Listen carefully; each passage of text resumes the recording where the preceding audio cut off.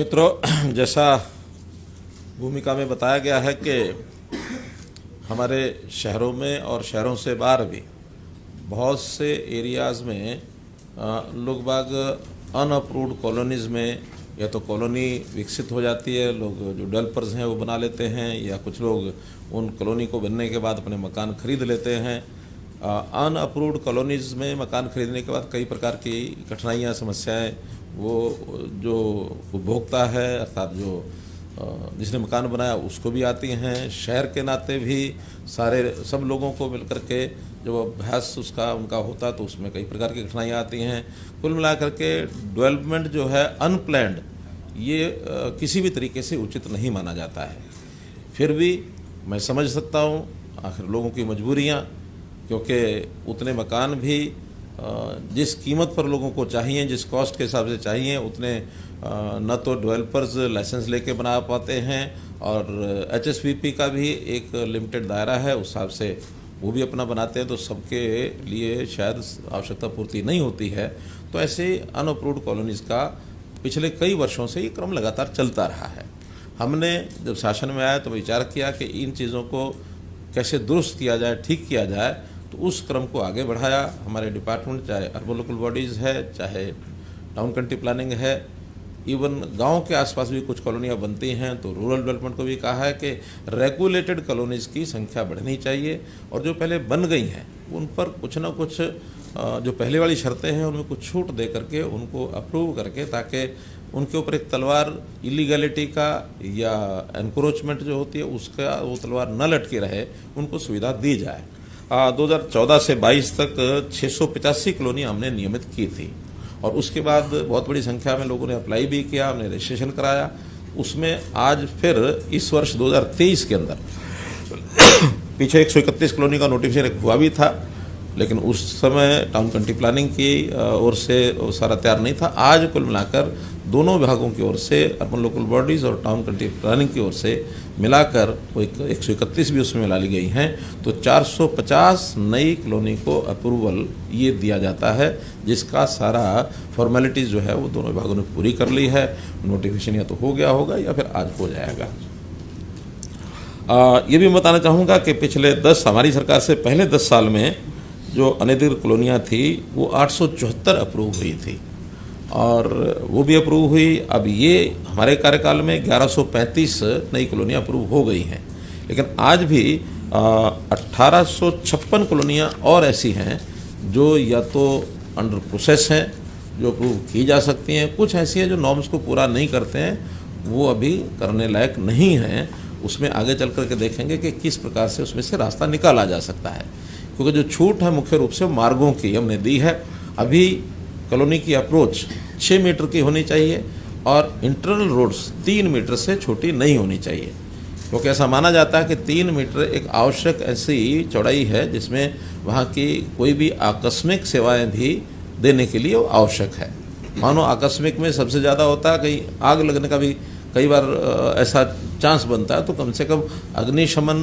जो संयंत्र लेकर के जाने वाली गाड़ी है वो जल्दी से वहाँ पहुँच सके, नुकसान होने से बचाया जा सके। और वैसे भी कोई एक गाड़ी जा रही है, एक आ रही है, दोनों को मिला करके भी कम से कम 3 मीटर का मतलब ये है कि 16 फुट जगह ये आवश्यक है, अगर 2 गाड़ियाँ भी आसपास से पार करनी है तो इस प्रकार से इसको कुछ छूट देते हुए 10 फुट हो गया, 3 मीटर और 10 फुट, तो 10 फुट में तो एक गाड़ी ही निकल सकती है, 2 गाड़ियाँ तो निकल भी नहीं सकती हैं। तो अगर एक गाड़ी निकलेगी तो दूसरी गाड़ी को गली के बाहर ही रोकना पड़ेगा, लेकिन न्यूनतम इसलिए किया है कि क्योंकि लोग बना चुके हैं, इसलिए अगर उनको अप्रूव नहीं करते हैं तो उसमें ये कठिनाई की आ सकती है। तो कुल मिलाकर आज 450 कॉलोनियाँ जो है अप्रूव की जाती हैं। हमारे यहाँ जिलानुसार भी जो आंकड़े हैं, ऐसी चाहे वो अप्रूव हुई हैं चाहे नहीं हुई हैं, शुरू से लेकर अब तक जो कॉलोनीज़ हैं उसमें अगर मैं टोटल कॉलोनीज़ की बात करता हूँ तो ये 1340 और 966, ये लगभग 2200 कॉलोनीज 2300 कॉलोनीज ऐसी हैं जिनका अप्रूवल या तो हो गया है या होना है। जो मैंने बताया इसमें बाकी भी बचे हैं। जो बड़े ज़िले हैं, जो 150 से भी ज़्यादा कॉलोनियाँ जहाँ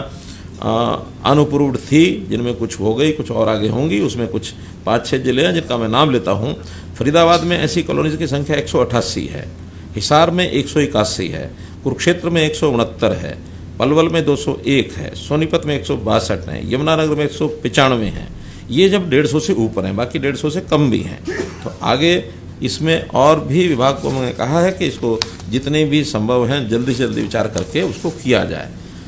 टाउन कंट्री प्लानिंग की जो कॉलोनीज़ हैं पहली बार अप्रूव कर रहे हैं। इससे पहले केवल अर्बन लोकल बॉडीज़ की ही कॉलोनीज़ हैं, उनको अप्रूव किया करते थे। लेकिन जो म्यूनसिपल एरिया है और उसके बाद फिर एक जो एरिया रहता है अर्बनाइज्ड एरिया यानी controlled area, town country planning को ने जो अपनी एक सीमा बनाई हुई है कंट्रोल्ड एरिया की, तो यूएलबी के एरिया के बाहर कंट्रोल्ड एरिया के अंदर जो कॉलोनीज़ हैं उसका सारा कामकाज का जो जिम्मेवारी है वो टाउन कंट्री प्लानिंग की है। तो टाउन कंट्री प्लानिंग ने वहाँ सारी शर्तें देखने के बाद उनको अप्रूव किया है और वहाँ जो भी डेवलपमेंट चार्जेस होंगे उसके बाद उसको एचआरडीए के माध्यम से वहाँ उन कॉलोनीज़ को विकसित किया जाएगा। तो इतनी जो कॉलोनीज़ हमने अप्रूव की हैं अभी, इसके ऊपर विशेष खर्चा भी, क्योंकि केवल डेवलपमेंट चार्ज से तो पूरा हो नहीं पाएगा, खर्चा ज़्यादा होता है, डेवलपमेंट चार्ज कम आते हैं। हमने इस वर्ष 500 करोड़ रुपया अपने बजट में एक स्पेशल प्रावधान ऐसी जो कॉलोनीज़ हैं उनके लिए एक प्रावधान किया है और ये सब होने के बाद आवश्यकता पड़ेगी तो और भी करेंगे। लेकिन ऐसी जो अनडेवलप्ड कॉलोनीज़ हैं उनको डेवलपमेंट की जिम्मेदारी भी यूएलबी की और टाउन कंट्री प्लानिंग की आती है, उस नाते से हम करेंगे।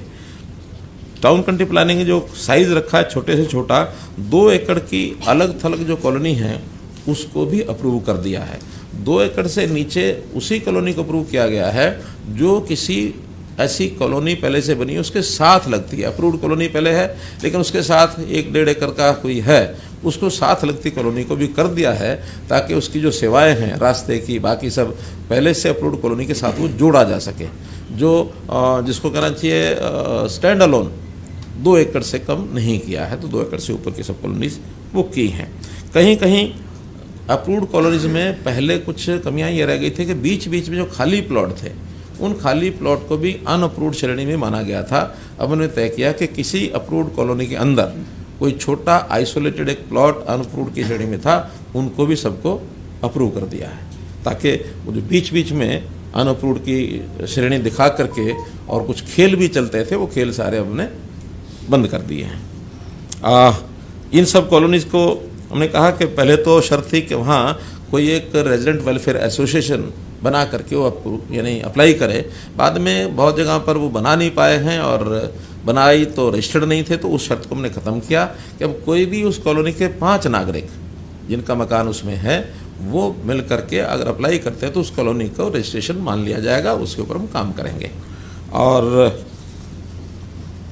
इन कॉलोनीज़ का जो शुल्क है डेवलपमेंट चार्जेस उसके अंदर दोनों ने विभागों ने अपना अपना अलग अलग रखा है। पहले से जो यूएलबी का है वो सीधा सीधा कि जो वहाँ का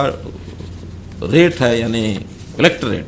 उस कलेक्टर रेट का 5% जो है डेवलपमेंट चार्ज जब भी उनकी कोई रजिस्ट्री होती है, कोई इंतकाल होता है या कोई और उनको ज़रूरत पड़ती है उसी समय वो जमा करा सकते हैं। पहले चाहें तो पहले भी करा सकते हैं, कराना मना नहीं है, बल्कि पहले कराने का एक लाभ ये भी होता है कि आज की दर के ऊपर 5% उनको देना होगा। मान लो अगर वो देर करते हैं और बाद में वो कलेक्टर रेट बढ़ जाता है तो फिर बढ़े हुए दर के हिसाब से देना पड़ेगा। तो इसलिए ये जो कलेक्टर रेट है इसकी संभावना साल दर साल बदलने रहने की होती है, तो बदलने का वजन आगे न पड़े इसलिए मैं तो अपील यही करूँगा कि जितना जल्दी हो सके उस डेवलपमेंट चार्ज को जमा कराएं ताकि उनका जो बोझ है वो समाप्त हो जाए। फिर भी अगर कोई नहीं कर सकता तो बाद में भी करना चाहे कर सकता है, लेकिन जो ट्रांजैक्शन कोई होती है तो उसके समय उसको जो किया जाएगा। हमने पिछले दिनों में जो अनऑथराइज्ड कॉलोनीज़ हैं उनकी सेल डीड को भी बंद किया था, और सेल डीड को इसलिए बंद किया था कि कम से कम आगे कोई भी अनऑथराइज्ड कॉलोनी डेवलप ना हो। ये हमने 1 जुलाई 2022 को किया था। उस समय एक विषय आया था कि 1 जुलाई 2022 तक भी कुछ लोगों ने सेल एग्रीमेंट कर लिए थे या उससे पहले जो एग्रीमेंट टू सेल कर लिए थे, तो उसको हमने तय किया कि जिनका पहले से सेल एग्रीमेंट टू सेल अगर ये किया हुआ है सेल डीड वगैरह तो उसको बेचा हुआ माना जाएगा, उनको भी उसमें रजिस्ट्री उसकी बाद में कराई जा सकेगी।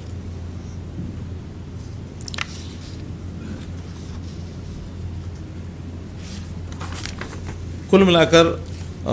आज के संदर्भ में जितनी हमने सुविधाएं दी हैं वो आपको मैंने बताई हैं। अब इस संबंध में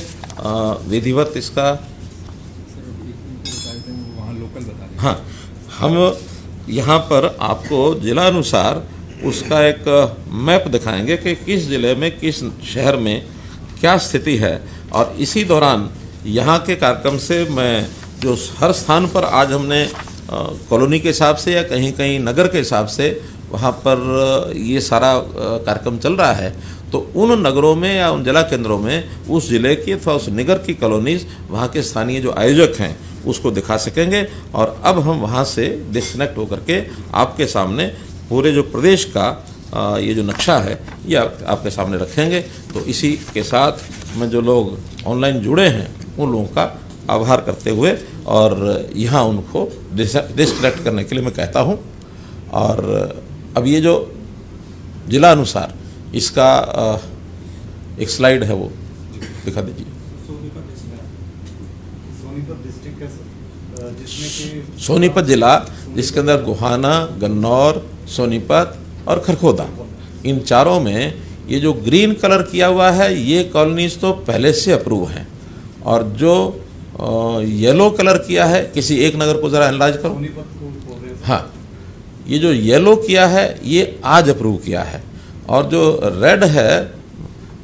ये अभी अनअप्रूव्ड है, अभी इसमें नहीं किया है, इसका सारा सर्वे चल रहा है, आगे आने वाले समय में इनको भी अप्रूव करेंगे। और ये जो ग्रीन एरिया है ये एग्रीकल्चर लैंड है, यहाँ पर आगे किसी प्रकार की अनऑथराइज्ड कॉलोनी बनाना ये वर्जित है। उस पर हमारा टाउन कंट्री प्लानिंग डिपार्टमेंट थोड़ा उसको इम्प्लीमेंट करेगा कि यहाँ कोई कॉलोनी और नई न बने, और नई योजना में जिसको भी कॉलोनी बनानी है वो अप्लाई करेंगे। तो उसके लिए पहले भी हमने एक दीनदयाल उपाध्याय आवास योजना जो लागू की थी उसके अंदर बहुत कम